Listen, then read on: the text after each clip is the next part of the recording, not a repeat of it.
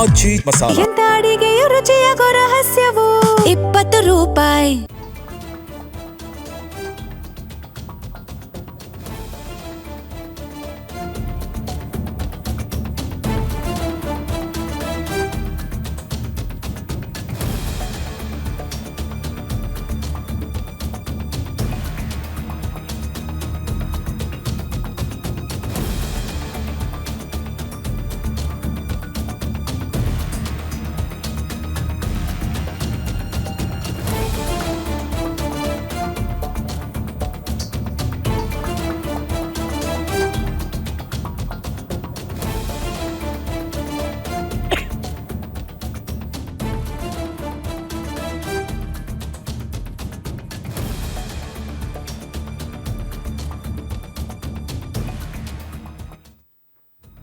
ಪ್ರವಾಹ ಎದುರಿಸೋದಕ್ಕೆ ಸಕಲ ಸಿದ್ಧತೆಯನ್ನ ಸರ್ಕಾರಗಳು ಮಾಡ್ಕೊಳ್ತಾ ಇದೆ. ಅಂದ್ರೆ ಅಲ್ಲಿ ಪ್ರವಾಹ ಆದ್ರೆ ನಮ್ಮ ಭಾರತದಲ್ಲೂ ಕೂಡ ಹಲವು ರಾಜ್ಯಗಳಿಗಿದ್ರೆ ಇಂಪ್ಯಾಕ್ಟ್ ಇರುತ್ತೆ.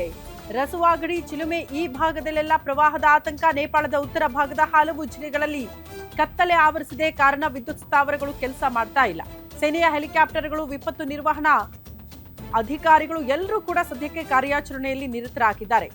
ಬಹುತೇಕ ಪ್ರವಾಸಿಗರು ಕೂಡ ಸಿಲುಕಾಕಿಕೊಂಡಿದ್ದಾರೆ. ಅವರನ್ನ ರಕ್ಷಣೆ ಮಾಡುವುದು ಕೂಡ ಅತಿ ದೊಡ್ಡ ಸವಾಲಾಗಿ ಹೋಗಿದೆ ಅನ್ನೋದ್ರ ಬಗ್ಗೆ ಡೀಟೇಲ್ಸ್ ಸಿಗ್ತಾ ಇದೆ.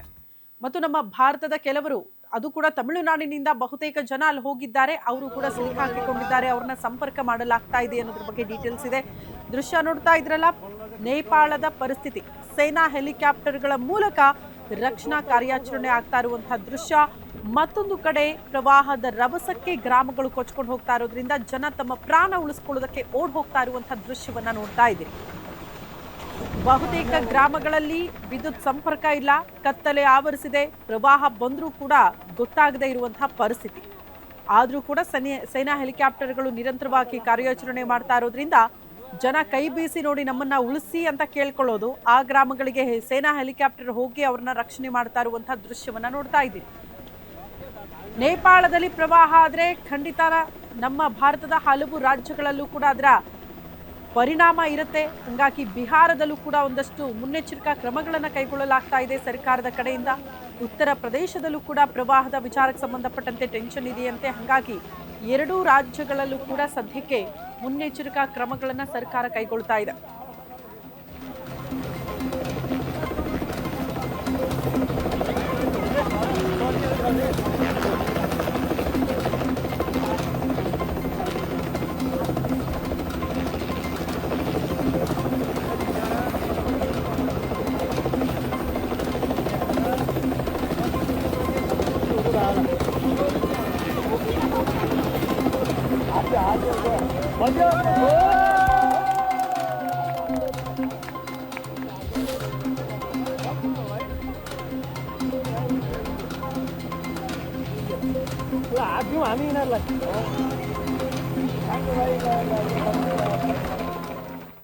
ಈ ಬಗ್ಗೆ ಮತ್ತಷ್ಟು ಡೀಟೇಲ್ಸ್ ಅನ್ನ ಕೊಡ್ತಾ ಹೋಗ್ತಾರೆ ನನ್ನ ಕೊಲೀಗ್ ಸೌಖ್ಯ. ನೇರ ಸಂಪರ್ಕದಲ್ಲಿ ಜಾಯಿನ್ ಆಗ್ತಿದ್ದಾರೆ. ಸೌಖ್ಯ, ನೇಪಾಳದ ಸದ್ಯದ ಪರಿಸ್ಥಿತಿ ಬಗ್ಗೆ ಎಕ್ಸ್ಪ್ಲೇನ್ ಮಾಡೋದಾದ್ರೆ, ಮತ್ತು ಇವತ್ತು ನಾಳೆ ಹಿಂಗೆ ಪ್ರವಾಹ ಇದ್ರೆ ಯಾವ ರೀತಿ ಮುನ್ನೆಚ್ಚರಿಕಾ ಕ್ರಮಗಳನ್ನ ಕೈಗೊಳ್ಳಲಾಗ್ತಾ ಇದೆ, ಹೆಂಗೆ ಕಾರ್ಯಾಚರಣೆ ನಡೀತಾ ಇದೆ ಅಂತ? ಶ್ರುತಿ, ನಾವಿಲ್ಲಿ ಗಮನಿಸ್ತಾ ಇದ್ವಿ, ನೇಪಾಳದಲ್ಲಿ ಕಂಡು ಕೇಳರಿಯದಂತಹ ಪ್ರವಾಹ ಈಗ ಶುರುವಾಗಿರೋದು. ಅದರಲ್ಲೂ ಕೂಡ ಅಲ್ಲಿರುವಂಥ ಜನರು ಅನೇಕ ಕಡೆ ಗುಳೆ ಹೋಗಬೇಕು ಅಥವಾ ಸ್ಥಳಾಂತರಗೊಳ್ಳಬೇಕು ಕೂಡ ಅಂದರೂ ಕೂಡ ಯಾವುದೇ ಆಪ್ಷನ್ ಇಲ್ಲ ಅನ್ನುವ ಮಟ್ಟಕ್ಕೆ ಅಲ್ಲಿ ಇರುವಂಥ ಬ್ರಿಡ್ಜ್ ಇರ್ಬೋದು, ಅದೇ ರೀತಿಯಾಗಿ ಜನವಸತಿ ಪ್ರದೇಶಗಳಿರ್ಬೋದು, ಎಲ್ಲವೂ ಕೂಡ ನೆಲಸಮ ಆಗೋಗಿದೆ, ಸರ್ವನಾಶ ಆಗಿರುವಂಥ ಪರಿಸ್ಥಿತಿ. ಜನರು ಬೇರೆ ಕಡೆ ಹೋಗಬೇಕು ಅಂದರೂ ಕೂಡ ಯಾವುದೇ ವ್ಯವಸ್ಥೆ ಇಲ್ಲ. ಸದ್ಯಕ್ಕೆ NDRF ಮತ್ತು SDRF ಏನಿದೆ ಒಂದಷ್ಟು ನಿಯೋಜನೆ ಮಾಡೋದ್ರ ಮೂಲಕ ವಿಪತ್ತು ನಿರ್ವಹಣಾ ವ್ಯವಸ್ಥೆಯಲ್ಲಿ ಅವರನ್ನ ರಕ್ಷಣೆ ಮಾಡುವಂಥ ಕೆಲಸವನ್ನ ಹೆಲಿಕಾಪ್ಟರ್ ಮೂಲಕ ಮಾಡ್ತಿದ್ದಾರೆ. ಆದರೆ ಅಲ್ಲಿ ಬದುಕುಳಿದಿರೋರು ಎಷ್ಟು ಜನ, ಸತ್ತಿರೋರು ಎಷ್ಟು ಜನ ಅನ್ನೋದು ಇನ್ನೂ ಕೂಡ ಗೊತ್ತಾಗ್ತಾ ಇಲ್ಲ. 166 ಮಂದಿ ಅಂದಾಜಿನ ಪ್ರಕಾರ ಸಾವನ್ನಪ್ಪಿದ್ದಾರಂತೆ. 133 ಮಂದಿ ಭಾರತೀಯರೇ ಕಾಣೆ ಆಗಿದ್ದಾರೆ ಅನ್ನುವಂಥ ಮಾಹಿತಿ. ಸದ್ಯಕ್ಕೆ ಅಲ್ಲಿ ಪರ್ವತಾಭಿವೃದ್ಧಿ ಕೇಂದ್ರದ ಪ್ರಕಾರ ಹೇಳ್ತಾ ಇರೋದು ಅಲ್ಲಿ ಹಿಮ ಕುಸಿತ ಆಗಿದೆ. ಅದರ ಜೊತೆಗೆ ವೈಜ್ಞಾನಿಕ ಕಾಮಗಾರಿಗಳು ಕೂಡ ಕಾರಣ ಅಂತ ಹೇಳ್ತಾ ಇದ್ದಾರೆ. ಈ ಹಿಂದೆ ಕೂಡ ಸ್ವಲ್ಪ ಮಟ್ಟದಲ್ಲಿ ಪ್ರವಾಹ ಆದಂಥ ಸಂದರ್ಭದಲ್ಲಿ ಎಚ್ಚರಿಕೆಯನ್ನು ಕೊಟ್ಟಿತ್ತು ಒಂದು ಕಮಿಟಿ. ಮುಂಬರುವ ದಿನಗಳಲ್ಲಿ ಮತ್ತೊಂದು ದೊಡ್ಡ ಪ್ರವಾಹವೇ ಎದುರಾಗುವಂಥ ಭೀತಿ ಇದೆ, ಹಾಗಾಗಿ ಅದಕ್ಕೆ ಸಂಬಂಧಪಟ್ಟಂತೆ ಫೇಸ್ ಮಾಡೋದಕ್ಕೆ ಸಿದ್ಧತೆ ಮಾಡ್ಕೊಳ್ಳಿ ಅಂತ. ಆದರೆ ಅಲ್ಲಿನ ಸರ್ಕಾರ ಇದನ್ನ ನಿರ್ಲಕ್ಷ್ಯ ಮಾಡ್ತು ಅಂತ ಕಾಣಿಸುತ್ತೆ. ಸದ್ಯಕ್ಕೆ ಈ ಒಂದು ಪ್ರಾಕೃತಿಕ ವಿಕೋಪವನ್ನು ಎದುರಿಸಬೇಕಾದಂಥ ಪರಿಸ್ಥಿತಿ ಈಗ ಬಂದೊದಗಿದೆ.